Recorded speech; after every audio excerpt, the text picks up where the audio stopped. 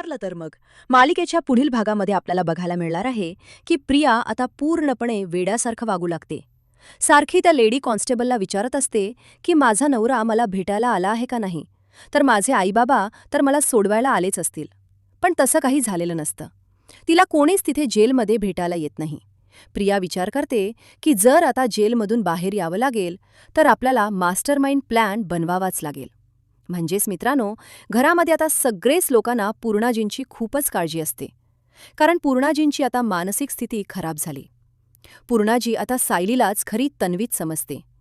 त्यामुळे घरामध्ये सगळेच आता नाटक करू लागलेत. पण त्यांना जराही कल्पना नसते की प्रिया आता खूप मोठा डाव खेळणार आहे.